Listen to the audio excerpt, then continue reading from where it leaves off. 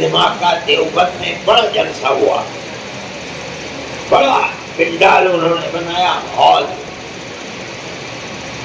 مجھے بھی بلایا، میرے گھر کے بالکل برابر میں تھا، کہا کہ آؤ تم، میں نے کہا بہت اچھا، مجھ سے کہہ لے کہ بولو، میں بولا اور میں نے یہ کہا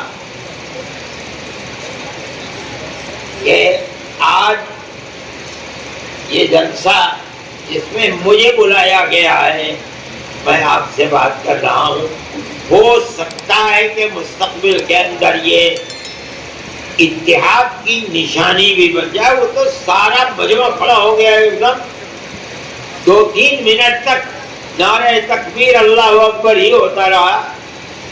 تو میں نے مولانا محمود صاحب سے کہا کہ میری اس تجویز کو آپ کے 100% لوگوں نے کس طرح اس کا استقبال کیا تھا، اس کا مطلب یہ ہے کہ آپ کی جمعیت کے تمام ارکان دو چار الگ ہوں گے، سب یہ چاہتے ہیں کہ اتحاد ہو جائے، اتنے متحد ہونا چاہیے۔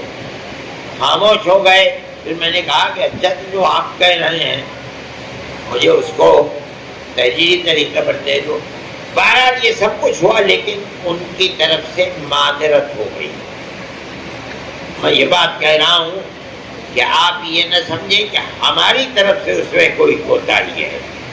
ہم تو آخری عمر ہے ہماری، 82 سال ہماری عمر ہو گئی، خدا جانے کس دن دائیں اجل کو لبیک کہہ دے، سمجھ میں نہیں آتا۔ بیٹھتے ہیں تو اٹھا نہیں جاتا، اٹھتے ہیں تو بیٹھنے میں پریشانی ہوتی ہے، چلنا پھرنا سب مصیبت بن گیا ہے۔ ہم یہ چاہتے ہیں دل و جان سے کہ مستقبل کے اندر ایسی راہ ہو کہ جس میں اتحاد کی صورت آ جائے۔